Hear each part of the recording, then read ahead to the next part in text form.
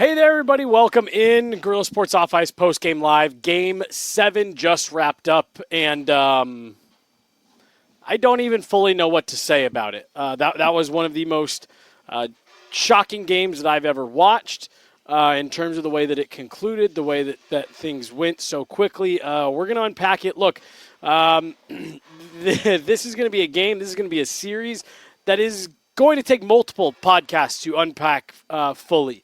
And to even be able to process what we just saw here tonight.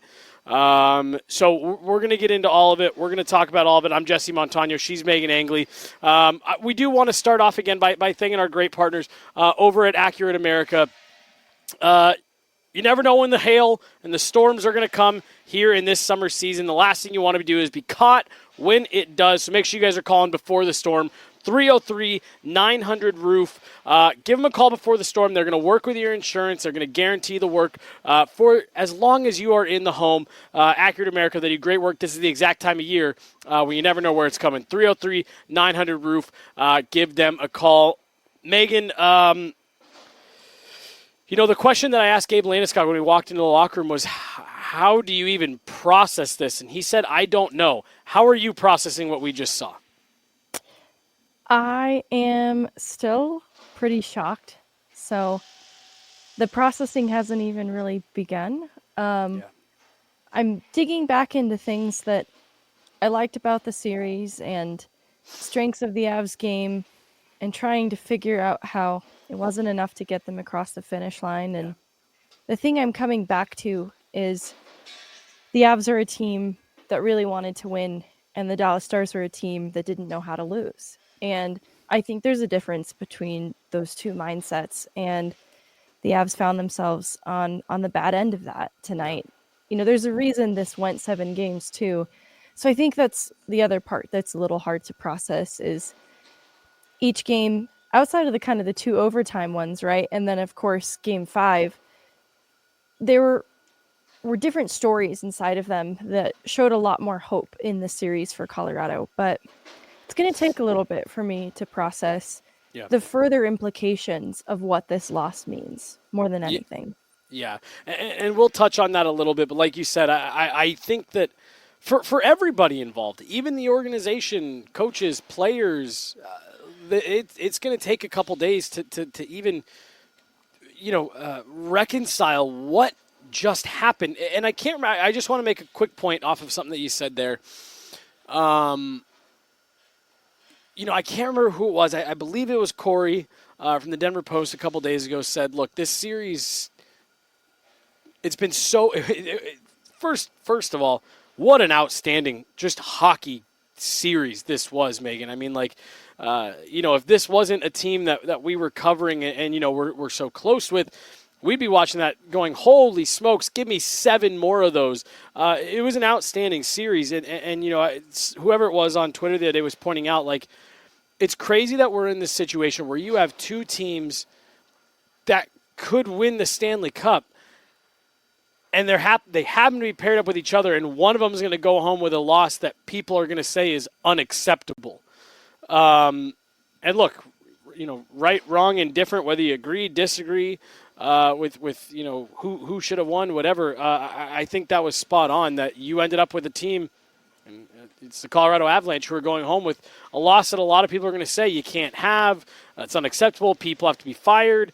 And it was going to be one of these teams. So, it's a crazy game, hockey, and a game 7, no less. But, Megan, I think the part that's going to be the hardest to again figure out and even evaluate how you feel about this series and even this game is how well the Avs played for large stretches, for large portions of the series. But look, I said it when this series started. The Avs and Stars have never gotten together, whether it be for an individual game, Western Conference Final, a first round. They have never gotten together and had a normal series. We knew it was going to be weird. We knew it was going to be bounces and things like that. And for me, that's exactly how it shook out. Just 2 teams trading haymakers, and it ends in an unpredictable way. Yeah, I think the weird bounces benefited both teams at different points in the 100%. series. And the officiating, I think it couldn't really get worse from Game 5. I think it steadied a bit, but it still lingers over this series. And I think that when people reflect on how this series unfolded the way that it did, I think it's going to always include a little bit of the officiating. And that's kind of a bummer because there was a lot of really good hockey that got played too. Yeah, so let's just address the officiating from tonight right now, because what I was saying to other folks here in the media room, I'm not about to say, oh, the Avalanche got jobbed, anything like that. But you know what I will say, Megan? And again, this applies in both directions. I'm just talking about the entirety of Game 7. That game was not called like a Game 7, in my opinion. That was called like a regular season game. Usually the complaints you hear from people in a Game 7 are like, oh my gosh, they're just letting them go with prison rules out there. This was a very tightly called game. Do you agree? Yeah, I really did. Honestly, it wasn't until I saw the reaction on Twitter about how it was officiated that I had to reflect on it a little bit more because I thought, there were things that happened that didn't get called that were those hockey plays that I felt weren't allowed to be played through in Game 5. So I thought a little bit more of that was allowed to just occur in the game. And sure, maybe it lacked a little bit of consistency at times, but officiating doesn't stand out as the story of Game 7 from my standpoint. No, definitely not. I mean, there's a lot to talk. I'm definitely not blaming this on the refs or anything like that for the Avs, but it was something that we were constantly talking about up here in the press box. And again, I'm talking about arms going up in both directions, where it's like, really? All right, I didn't think you would call that in a Game 7. Usually for the third period of these types of games, the whistles are put away, and I agree with you. I don't think penalties or poor officiating was a story of Game 7, but it is hard to look at two straight power play goals for the Dallas Stars inside the last 10 minutes of the third period, and that ends up being the difference. Megan, the Avs did a lot of things well in this game for 45 minutes, 50 minutes, and then it all kind of got away from them. Mikko Rantanen scores the hat trick, I guess. What did you think of the way that this group played tonight, particularly through the first two periods for the Colorado Avalanche? Well, there's a lot to like. In the first period, I thought that was the Avs' best period. They came out with a lot of intensity. And it's interesting, too, that they don't even open up the scoring in this frame. But there's a lot of things that I liked about how they started this game. They were supporting each other in battles, and they were quick to win those races to battles to sort of give themselves an edge where they couldn't in numbers, just to be cautious in how they tried to come up with pucks. And they were more careful on their exits. They usually hit the speed, like Colorado's D would usually hit the speed instantly. But after the Druin mistake of Game 5, they were a little bit more cautious on exits to ensure that they really had solid possession in the transition before all the D left their own end. And you saw them get rewarded for that kind of caution that they approached the game with too, because Dallas was trying to get back into their end and stand them up at their own blue line. And so I thought Colorado did a lot to make those adjustments, to work through some of the things that Dallas does well to slow them down. And so there were some, high danger chances that they generated on that first power play. It's the double minor, but you just kind of knew when they didn't capitalize on it. Yep. This is going to be exactly one of those power plays that we look at in hindsight as you really needed to score here. And honestly, I think we could get into this a little bit later about the special teams conversation around this game. So before I completely shift gears to that, I liked a lot of how they applied pressure in the first period. They lead in the shots battle, but it's obviously close. And they limit their mistakes with the puck, too. You see that there were a couple close calls with turnovers, but they were able to recover from them quickly. And then going into the second period, I had a little nerves about how the energy of it started for them. But the way that they transmuted that into something positive, obviously with the shorthanded goal, completely changed the momentum of that game. It's kind of where it felt so 50-50, both teams fighting for ice until that moment. Colorado really emerged as the front runner in the game, and the ice was tilted in their favor. You could see that the momentum was carrying them a lot too, because analytically the numbers favored Colorado in a lot of ways through that point, but they obviously didn't capitalize on it. So the other thing too is, before I get out of the second period, Jake Ottinger, that's the story of Game 7 in a lot of ways. You know, his expected goals tonight finish at 3.68, only allows 2 goals against. The high danger chances 12-9 in favor of Colorado. Jake Ottinger had an incredible series for Dallas, and it's not just the story of Game 7, it's the story of the series. 100%. You know, we talked going into this series about how you know, Jake Ottinger has a spotty track record in the playoffs. You know, we've seen him do exactly what he did here. Then we've seen him kind of come unraveled at the seams. If not for Jake Ottinger, the Avs win this series in probably 5, you know, at most 6. So I'm with you. He's not just the story here tonight. He is the star of the series, and maybe only outdone by Mikko Rantanen right there near the end. Let's talk about special teams. You and I said this morning, the team who wins a special teams battle is going to come out on top tonight. And to your point, Logan O'Connor just outworks everybody on the ice. Great activation by Josh Manson to jump in on that rush. And you're sitting there saying, okay, so you killed off the early power play. And now, in the process of killing this penalty in the second period, you score a shorthanded goal, so you're winning the special teams battle. And I'm with you. It felt like, okay, there you go. That's the moment. The Avs jumped on the gas. The ice felt like it was tilted back the other way. And that's what was going through my mind, was special teams battle. Can you win the special teams battle? And they were off to such a good start, and it felt like they were feeding on it. And, you know, we talked about Jake Ottinger. Through that point, through the second period, Mackenzie Blackwood was outstanding for the first 2 periods of this game. And I think that's part of what adds to the shock of what happened there in the third.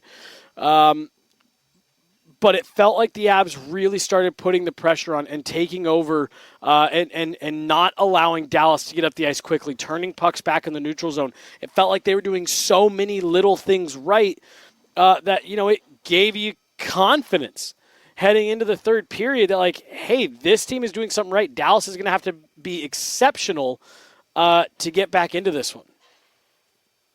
Yeah, and you look at how the second period started.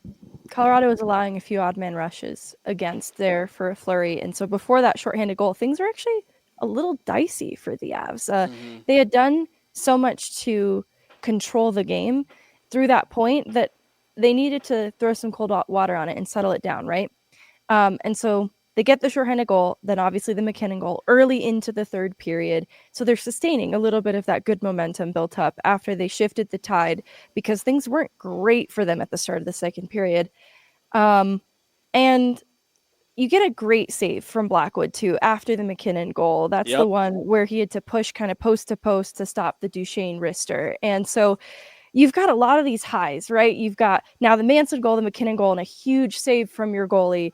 Obviously, he's been coming up with saves all night, but that one just felt like this could really get out of hand, right? And then it did. I think they didn't manage the puck very well after that point. They get caught in transition, and that's where things begin to unravel. I'm sure we'll kind of pin that for a different discussion entirely, the unraveling of the Avs in the third period. Well, so let me ask you this, Megan. Let's just kind of unpack it now, because now keep in mind, I was actually in the elevator when Dallas scored the second goal to tie it. Do you think they unraveled? Like, do you think they you know, for lack of a better, do you think they choked this one away? Is that how you describe it? You know, from the Makar stick break on, yes. And that happens kind of shortly after this. So they get caught in transition, and it's a classic Mikko Rantanen goal. He picks his spot from the slot and just kind of beats everyone around him. You know, Mackenzie Blackwood actually has another huge save after the initial Rantanen goal, too, on a Harley shot. It's in his pad off a cross slot feed from Rantanen, and he has to push, but he sees it, and you see Harley have the same reaction that we've seen Cale Makar have with Ottinger all series. So, like, through this point, about 9 minutes into the third period, the Avs are still in this game, right? But they're in the driver's seat. Yeah, they're in the driver's seat. They get the power play. And then Makar stick breaks on the one-timer. That's really where the unraveling begins, because everything with the Rantanen goal, just like a couple seconds ago I described, they could survive that. They're still leading in that game, right? It's the stick break where things really unraveled for them. And this is hard to talk about because I think things personally unraveled for Cale Makar after the disaster sequence unfolded, because I think it really shook him up mentally, feeling responsible for what had happened. Yeah, and see, the reason I asked you that question was because I was talking to just people as we were waiting to go in the room, and I was telling them, I said, look, like you said, we're gonna revisit this game on Monday on the pod and really kind of deep dive into what happened here. But I really did I really looked at that third period as like the Makar stick breaks. I'll be honest. This is the one call that I will say outright I don't like. I don't like the tripping call on Cale Makar. The NHL made a point of changing the rule at some point in the last decade that said, hey, if you make contact with the puck first, we're not going to call you for tripping. So I don't like the Makar trip. Doesn't matter. At the end of the night, it does not matter. It felt like Dallas got a little bit of that momentum, and it just all started running downhill for them. There was a lot of emphasis this morning with people talking about, with both coaches and players, saying there's not a lot of momentum in this series. It feels like the minute one team starts to run, the other one pushes back. And this felt like for the first time in this series, one team started to run, and they just ran it right to the end of the game. Yeah, you know what fueled them too is I think Dallas is a team fueled by spite, so I don't think they liked the call that originally gave Colorado that power play. Mm-hmm. You could tell there was frustration for the Duchesne tripping call. And so I think that gave them a little bit of spite. And then when they get this breakaway opportunity, obviously with the broken stick, and then they're able to draw a penalty to make it 4v4 briefly, that's where you're absolutely right. They went running with it. And I think they're already motivated by a little bit of spite, feeling like something unjust had happened to them. So it was vindicating them, like, well, now's our chance. And it wasn't immediate to, like, on the kill that followed the 4v4 play, OC had the puck in the ozone trying for another shorthanded chance, and he had to survive a huge hit. And then the things begin to kind of unfold. Yeah, it I mean, like I said, I'm scrolling through Twitter here. It's a lot of people share the sentiment. Like it's shocking to even know what happened. Let's get into a little bit of the more specifics. I guess when you look at the goals, what are your thoughts on Mackenzie Blackwood? Hey, look, the Avs got their bounces in Game 6. The Stars get theirs tonight. In the form of that second Mikko Rantanen goal. What did you think of Mackenzie Blackwood tonight? I thought he was good. I thought he was good enough to win Game 7. I think the team in front of him didn't do enough to support him. And so I would describe Ottinger as great, excellent, fantastic. The word I'd use for Mackenzie Blackwood is a lot milder, but I also still think he gave a performance that gave them a chance to win. Especially, you go up 2-0, you're in the driver's seat, you become unraveled because of a weird play, and then the puck goes off Girard's skate on the wraparound from Mikko, so that's kind of that first Mikko power play goal, and you just really feel for Blackwood. That's kind of another weird one. There've been a lot of weird ones in this series. And then I start to feel frustration with the penalty kill on the Wyatt Johnston goal. So I'm not even totally faulting Mackenzie Blackwood, because it's a copy-paste power play goal that we've seen in this series that I gave Coyle the benefit of the doubt the last time, when Kivy was without the stick, right? Well, now Taves and Coyle, both players have sticks, right? They don't even anticipate the cross ice, like the cross crease. There we go. The cross crease pass.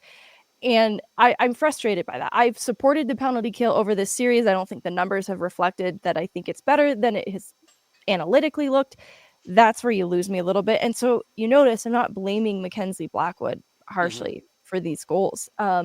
Obviously, he could have stood on his head and completely been a difference maker, but I would have found myself feeling like, well, with the way the Avs played in kind of this, I don't know, 10-minute segment, they didn't deserve to win.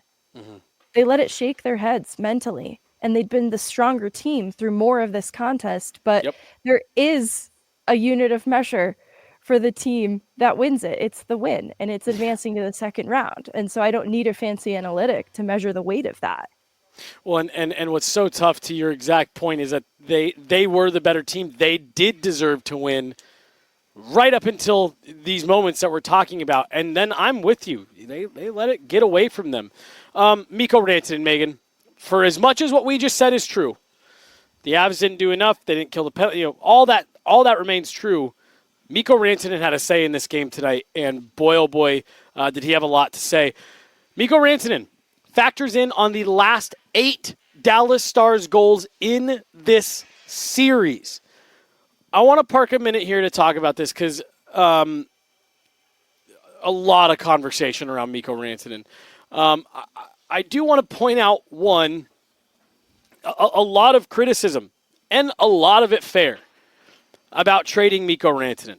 I'm not going to tell anybody they shouldn't feel upset, pissed off, whatever, if they're feeling about that way about trading Mikko Rantanen. The one teeny tiny bit of perspective that I remind people to keep is the Avs did not trade him to the Dallas Stars. Chris McFarland, in his wildest dreams, did not imagine he was going to trade Mikko Rantanen and then run into him in the first round with what you could maybe say is the Avs' biggest rival, going back 30 years now at this point. So they never thought that he'd end up here, but he did, and he made it count. Yes, he did. Do you have any thoughts on Mikko? Not right now. He obviously is the reason the comeback effort was successful for Dallas. He has his fingerprints on every trace of it. And he came alive the final 2 games in this series in a way that's recognizable to Colorado Avalanche fans. So it's not entirely surprising, though it is a little frustrating, because he did Mikko Rantanen things which are entirely predictable to the people who used to be his teammate, in my opinion. And so there's no better foil for the Mikko Rantanen things than the people who probably know him best. And that's a little frustrating, but also credit to Mikko Rantanen and the player that he is. He's carried the brunt of a lot of criticism for not holding up to the standard that people expected him immediately following the trade from Carolina to Dallas. So, even in Carolina, right? People just didn't feel like he lived up to the expectation of being this elite winger in the league that's regarded in a top 5, top 10 NHLer category every season. The points seem to show this story, but then his early returns in Carolina, early returns in Dallas, people were skeptical that, was he just a MacKinnon merchant, right? And so he answered that in a pretty poetic way to close out this series. He's a pretty impactful player in his own right. And I don't think it takes away from, my feelings about what Cale Makar and Nathan MacKinnon can represent, but one player especially delivered tonight, and that was Mikko Rantanen. And Megan, to your point about in a way that Avs fans and players are used to, honestly, this series played out almost exactly as a lot of first-round series have for Mikko Rantanen when he was with the Avs, where kind of quietly picking up points behind the scenes here and there, not overly impactful to start. People kind of get on him a little bit, and then he comes alive in the biggest moments at the most critical times. Megan, I do want us to talk about what happens next, where things kind of go. And again, we're going to get more clarity and we're going to get better understanding over the next couple days. So I want to talk a little bit about that. And, just Nathan MacKinnon called this the most shocking loss of his career. I think this is going to take a couple days to process. So I do want to get into that. Guys, this is a Megan and I were talking before we went live. This is a weird show. That was. I mean, you could tell by the answers in the locker room we got from players, the responses we got from Jared Bednar. There's a lot to process here, and it's really not even clear where to go. Before we get into that, guys, we're really lucky that we've been able to bring you guys this coverage here from the road and be a part of all it. And we do want to give a shout out to our partners who help make all that possible, who help make our coverage possible, including the great folks over at Accurate American, or Accurate America, excuse me. Especially being in Colorado, this time of year, the storms are going to come, and you don't always know when they're going to be there until they're about to happen the next day, and it can be a pain, it can be a hassle. Make sure you guys are giving Accurate America a call, 303-900-ROOF. Last thing you want to do is be caught scrambling when the storm does arrive, so make sure you call before the storm. They'll partner with you on navigating insurance, provide quick, professional, and knowledgeable service using the latest technology, 3D modeling, all of it. Best part, guys, I love this. They're going to guarantee it for as long as you own the home. So give Accurate America a call before the storm, 303-900-ROOF. Megan, look, I saw a comment off the top that said when you trade Mikko Rantanen, you either win the Stanley Cup or you lose your job. When that trade happened, you and I both said, look, Chris McFarland might be managing for his job here the rest of the way. I think he did a good job putting a good team together, but it's hard to look at what just happened here and feel super confident about what the future might be for the Avs general manager. For me, Megan, as far as Jared Bednar goes, he's got one more year on his deal. He gets this series to Game 7. I think Jared Bednar's job is pretty safe going into next year. Now, I do think if you want to use the term hot seat, sure, I think you could. Heading into next season, that might be something a little bit more under the microscope. But for my money, I think Jared Bednar probably coached well enough that you don't have to question that, at least for this summer going into next season. Where are you at? Head coach, Chris McFarland, any of that, or again, is that going to come with more time processing what just happened? Yeah, I think I need more time to process it because I don't think an instant reaction around such a heavy conversation would be fair to the weight that the conversation carries. However, I will commit to a feeling that they need to reevaluate Ray Bennett's job. Yeah. That one, I don't like calling people out by name, but the power play struggling at inopportune times, right? Because in the regular season, you talk about how, well, special teams go in waves, they ebb and they flow and they peak and they dip, and it's fine and you live with it. But the inability to capitalize on the power play when they needed it over the course of this series, it became the difference maker. And my frustration is too, Dallas's PK in response to Colorado's PP is so tailored in a way that someone with a better understanding of the game, there are ways to better support your players. Like, you look at the player, whether it be Drouin on the second unit, sometimes it was Landeskog. There was a little bit more rotation on that top unit with Landeskog, but the player on the half wall, that's sort of QBing from the half wall, right? Dallas would take away time and space with a suffocating speed that neither player who was in that position had an answer for, right? But this movement on behalf of Dallas's PK, it was so aggressive that they would commit to the strong side of the puck and they would rotate who their assignments were using that movement. And it was great at taking away lanes as a result, but there's also weaknesses that you can exploit in that type of a PK that I don't think the Avs did enough. Because you look at the talent on the power play and, all right, you see the way in which their usual tools are being challenged. I understand that. But they didn't have a path forward, and I think they're too good, too highly skilled elite of players to have not found a better path through the ways in which Dallas's aggressive PK was shutting them down. And credit to Dallas's PK.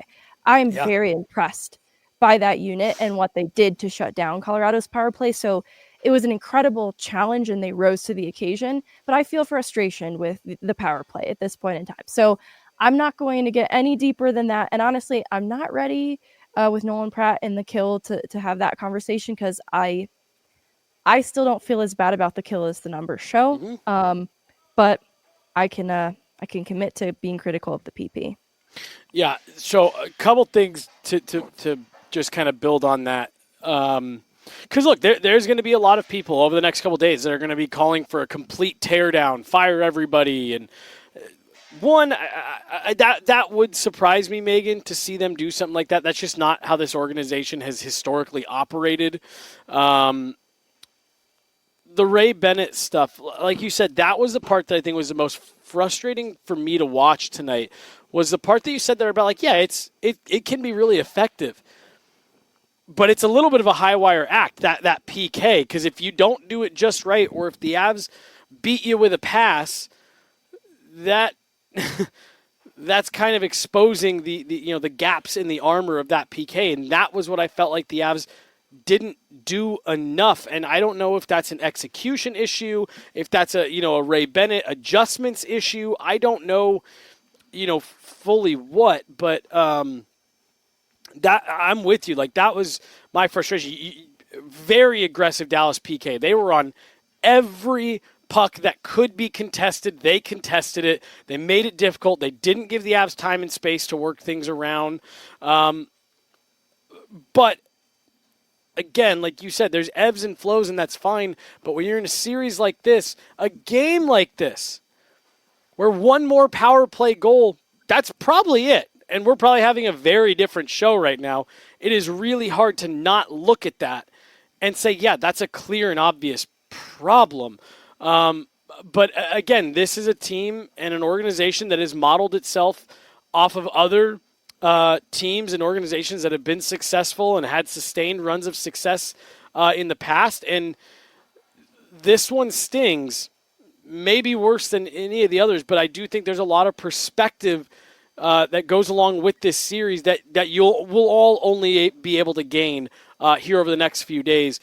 It is really raw. It is really fresh right now to be making any hard decisions. So I'm with you on, let's maybe pump the brakes and see where this goes here over the next couple of days. But I really do. Maybe this is oversimplifying, but it's really hard to not feel like this series was won and lost on the power play. It does feel that way. And similarly, like we talk about how the struggles of the power play do feel like they translate to struggles to convert 5v5. And early in the series, that was particularly true. And so I don't think you can afford that early in the series, right? Like, this could have really changed the trajectory of it. I still think that creating offense the way that the Avs typically like to, even 5v5, was always going to be hard in this series. Yeah. But I think there's something about momentum that you can generate confidence from with a successful power play that will bleed into the Avs top six, who I think also could have stood to make a greater impact over the series on the whole. I think, you're looking at players like Netchis and Nelson and even Nichushkin, and they had their respective moments, but it just didn't feel like a collective enough. And I do think that stems from the power play in a different way. And so I also think earlier in the series that when the top six was a bit of a jumbled mess and Gabriel Landeskog had not yet returned, that might have been a different story if the power play was clicking a little bit. And honestly, right, they had the 3 goals in the 3 games, right? Was that right? 2 in 3 games or 3 in 4 games? Yeah. Three, yeah. But we were still left wanting, and they were struggling to create 5v5, and a lot of that was Dallas having a say in it too. But I can't help but feel like those things are related. Yeah, absolutely. And again, the part, going back to what I talked about off the top of like these series, these games, everything about Avs and Stars is always weird. The Avs did control play at 5-on-5 for pretty much all of this series. And then you look at tonight, no 5-on-5 goals. That's usually, when stuff goes sideways, but it was, Nathan MacKinnon finally breaks through in a game 7. It puts them up by 2. They get the breathing room, and it just felt like everything was lining up for it to go the Avs way. And we're sitting here waiting on Dallas, St. Louis. Where are we going? What are we doing? And it just runs away from them quickly. Megan, I want to get to these super chats here. Do you have any other thoughts before we do that?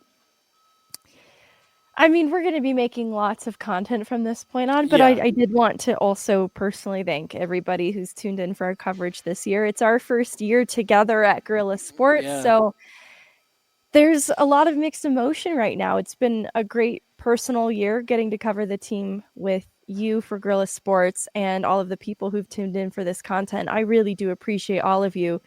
It's hard right now wearing the emotion of the loss, but I didn't want to step away from this one without saying thank you to everyone who has engaged with our content along the way. No, 100%. And yeah, this has been a crazy season for so many reasons. And for it to come to such a shocking end like that, had they lost a couple nights ago in Game 6 and a back and forth game or whatever, that maybe would have even been easier to cope with. But just to see it go that way, I like you said, we're gonna have a lot of content and a lot of conversation on this game and this series over the next few days as it can kind of settle with everybody. And I want to get to a few thank yous here at the end as well, Megan. But let's get to some of these super chats because I think there's a couple things here that's going to spur some conversation. Yeah, let's start with this first one here. From LA94, $10 from LA94. 3 third-period leads blown, leading to losses, including the game that mattered. PP goes 3 for 22 in the series. Bednar now 0 for 4 against DeBoer. Where do we go from here? That's a little bit of what we were just talking about. But, Megan, for me, I do want to address the DeBoer thing. This is really something for me that I just don't see it as that big of a correlation to who Jared Bednar is as a coach. These are two coaches who are the antithesis of each other in terms of the way they coach, the styles they like to play. Pete DeBoer struggles in the playoffs against pretty much anyone else that's not Jared Bednar. So I'm going to be curious to see where the Stars go. But, I mean, do you have anything else for where we go from here? Or is that kind of piggybacking off what we were saying a minute ago of this needs to breathe for at least 24, 48 hours before we start making any proclamations of where to go next? Yeah, I think Pete DeBoer is a great coach in his own right, and there's no taking away from that. I think that doesn't also mean that Jared Bednar is also not a great coach in his own right. I think it'll be something to unpack more, but I think both of those things can be true at the same time, even when one coach advances to the next round and the other doesn't.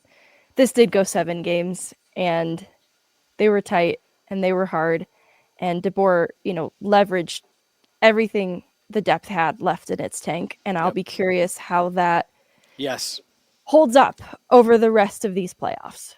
Yeah. Should also point out, one of those coaches has a Stanley Cup and the other doesn't, and it is not Pete DeBoer. $1.99 from our guy, vaguely sober. No matter what, I'm still proud of Gabe returning. This is a storyline that we'll follow here. Not follow, but that we will also unpack. Hey, you're going into next season with some clarity on Gabe Landeskog. That's not nothing, Megan. No, I hate, too, that it's come to an end like this for this year. But knowing that there are more chapters ahead for Gabriel Landeskog and his hockey career, you can't take away from the joy of that by itself. So I can't believe that he came back and was an effective, strong player in these playoffs after 3 years of missing time. And goodness, I think, too, you reflect on some of the other exits that the Avs have had these last couple of years without him as their captain. And I don't know about you guys, but I still hold out a little more hope for the future of this Avs team past this season. And a lot of it is because of Gabriel Landeskog. That is it, Megan. I'm glad you brought that up. I'm going to throw up this other one from Vaguely Sober because I think we all need a laugh here. Another $1.99 from Vaguely Sober. We're all going to wake up with bangs tomorrow, aren't we? I think Megan already booked her appointment, her midnight bangs. Yeah, I'm cutting them myself in 20 minutes. Thomas, get the scissors away from Megan. Don't let Megan grab the scissors. You can't stop me. I will say this, though, Megan, and again, like, people don't want to hear this right now, and I know that. This Avs team, there's still so much to like about them going forward, and this is still going to be a very good team next year.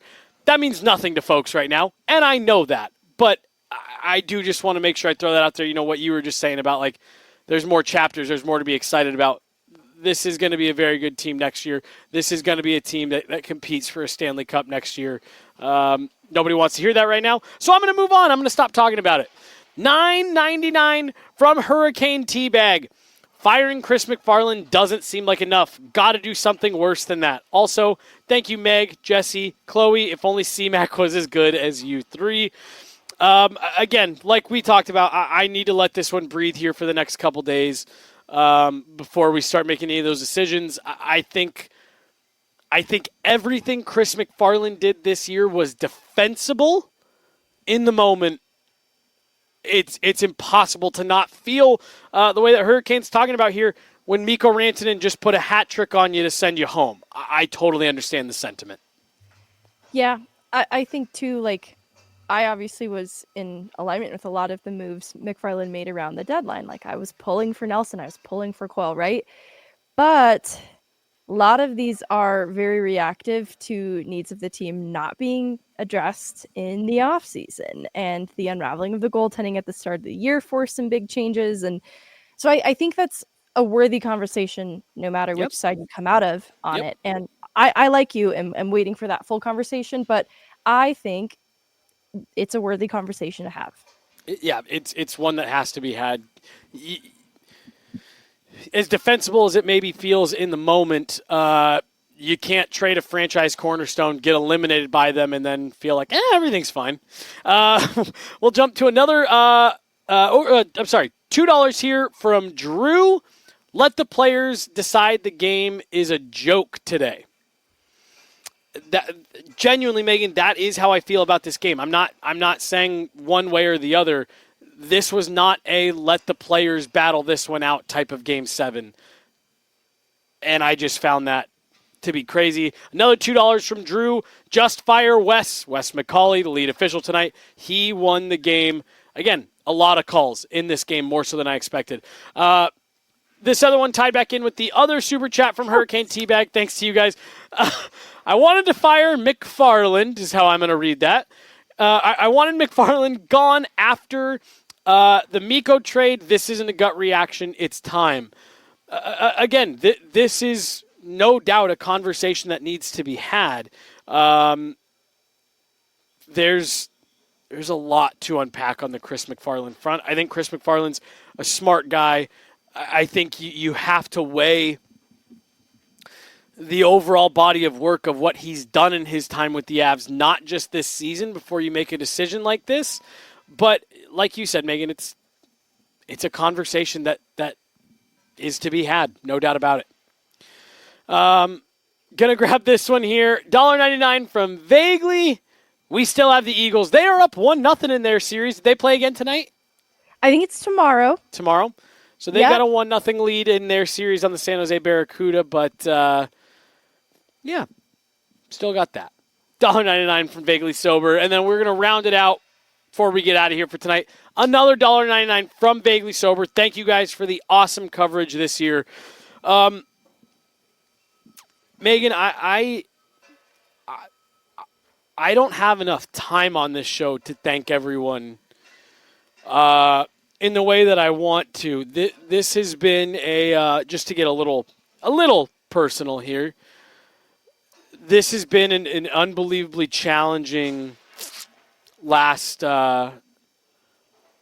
year and a half for me, for us as a company. Challenging in the sense of there's so much work that goes into every last thing. Interviews, editing, social media, these shows. We got you and Thomas in the studio right now, late after a long night. I got Mark here, and we had to kind of scramble late last night to get Mark here so that we could pull this off and get things at the quality and the speed that people have come to expect from us. And I mean, like when I say it's been 7 days a week, every week for the last year and a half plus, I mean it in the truest sense of those words. And there's been times where it's been emotional, challenging, draining. I mean, pick an adjective. And to the point that you made earlier, Megan, what makes every last second of it worth it is getting the privilege and the opportunity to sit down in this chair, talk hockey with you in front of such amazing people that we have that listen and support and show up every night. Every post game, they like and they follow and they comment and super chats and all of that. And it's just, it's overwhelming for me to think about all the people that help make this happen and to be able to, through all the challenging moments, get these moments where it's a ton of fun and we get to say how lucky are we that we do this and how lucky are we that we have the type of people that support us that we do. I'll eventually here in the next week or two have a more well-spoken way of saying thank you to everyone, but I just can't express the gratitude enough for what people have shown us for a company that we are scratching and clawing every day to provide you guys the coverage that we would want if we were on the other side. So thank you all so much. I want to give a thank you to Mark, to Chloe, Thomas, who's there, Blake, who helps make every last thing that we do possible. Just like I said, so many people to thank here at the end of this season. I can't believe it's done, but we're not going anywhere, so we got a lot more ahead of us. One last super chat that came in from Drew. McFarland was good. NHL has a narrative, and the narrative won. I think that's why I need a few days to process all this, Megan. There's a million narratives going into tonight. The narratives won out. We got to wait to sift through to see, are we talking about the narratives or are we talking about things that are actually a problem here that need to be addressed? So, Megan, any final thoughts on your side? I can think of a way that you can articulate a thanks to everybody listening, and it's in the form of cartwheels. Well, and see, Chloe just got herself off the hook for a cartwheel, but not if I have anything to say about it. We're just going to have a cartwheel cast here coming up soon. Yeah, next week, cartwheel content coming your way. I'm just kidding. Way. We'll get into some real stuff with you guys. We need to process a lot of it. Yeah, I mean, again, if this was a normal game, we could have maybe had a better X's and O's type of conversation tonight, but that was shocking. Hard to process all of it.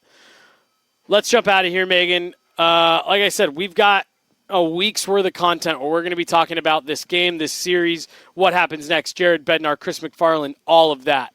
We're going to get into all of it, and we'll go from there. Thank you guys again so much. Big thank you to our partners over at Accurate America. This is the busiest time of year for this type of stuff. If you are a homeowner, make sure you guys are giving them a call before you wind up in a compromised situation. 303-900-ROOF. Call before the storm. They're going to work with your insurance. They're guaranteeing that work for as long as you are in the home.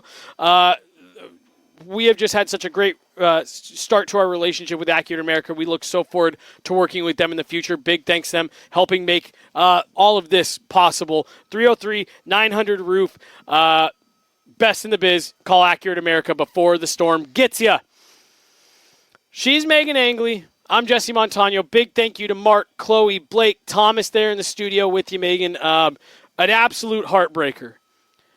Near the top of the list for all-time heartbreakers in Avs history. But, hey, we're going to wake up tomorrow. Sun's going to be out, and we're going to have a lot more to unpack, a lot more hockey to talk about.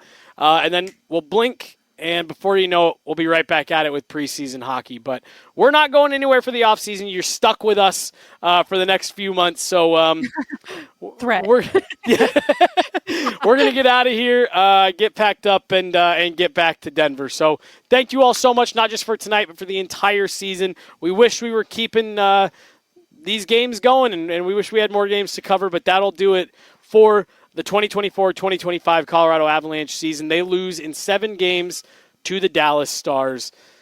She's Megan. I'm Jesse. Big thanks to everyone, and we'll talk to you guys later. Have a good one.